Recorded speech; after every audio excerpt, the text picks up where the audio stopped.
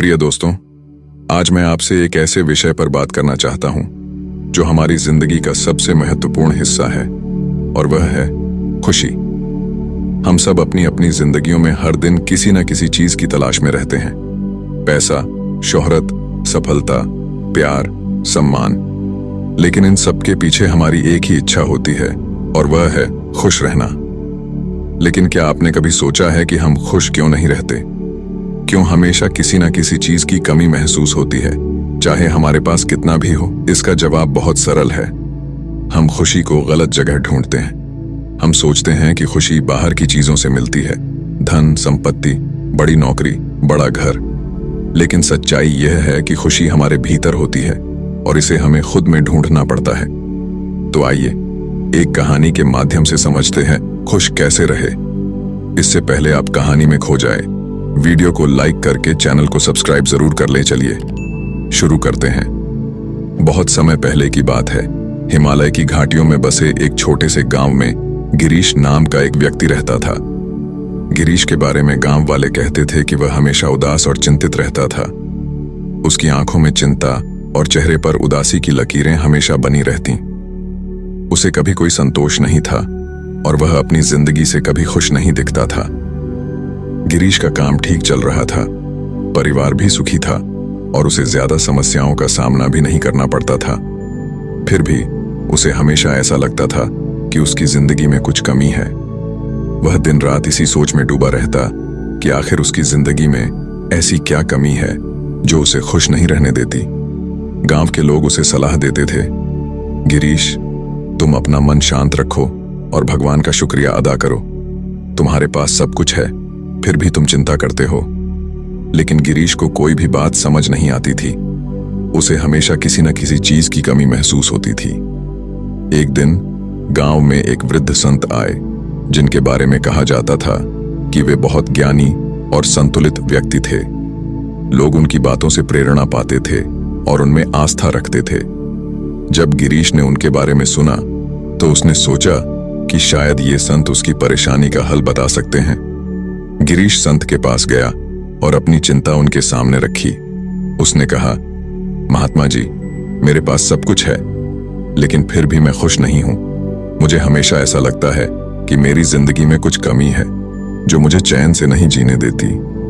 संत ने उसे ध्यान से सुना और मुस्कुराते हुए बोले, तुम्हारे सवाल का जवाब तुम्हारे अंदर ही छिपा है, लेकिन मैं तुम्हें इसका एहसास करवाने के लिए एक रास्ता दिखा सकता हूं। गिरीश ने उत्सुकता से पूछा, क्या रास्ता है महात्मा जी? कृपया मुझे बताएं, मैं आपकी हर बात मानूंगा। संत ने उसे एक साधारण सा काम करने को कहा। तुम अगले 7 दिनों तक अपने गांव के हर व्यक्ति के साथ समय बिताओ, लेकिन ध्यान रहे, तुम हर किसी से सिर्फ एक ही सवाल पूछोगे, तुम खुश क्यों हो? और जब वे तुम्हें अपना उत्तर देंगे तो उसे बिना किसी तर्क या आलोचना के सुनना। सिर्फ सुनना और समझने की कोशिश करना। गिरीश को यह बात थोड़ी अजीब लगी, लेकिन वह संत की बात मानने के लिए तैयार हो गया। अगले 7 दिनों तक वह गांव के हर व्यक्ति के पास गया और उनसे पूछा, तुम खुश क्यों हो? पहले दिन वह एक किसान के पास गया।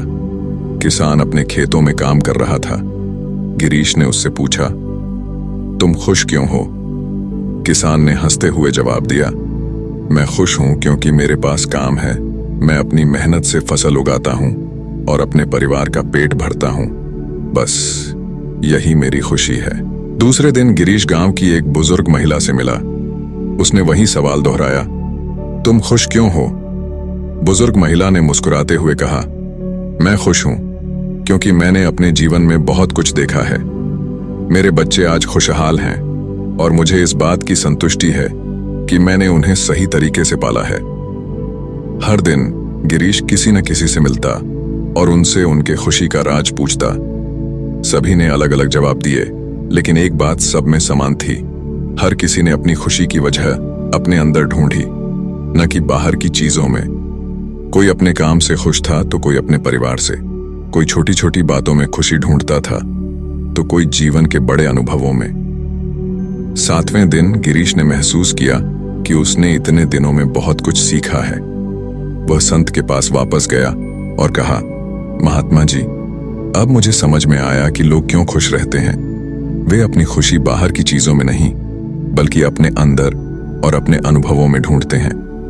मैं हमेशा सोचता था कि मेरी खुशी बाहर की चीजों में छिपी है, लेकिन असल में खुशी मेरे अंदर ही है। संत ने हंसते हुए कहा, तुम्हें सही जवाब मिल गया है गिरीश। खुशी तुम्हारे पास पहले से ही थी, लेकिन तुम उसे बाहर ढूंढ रहे थे।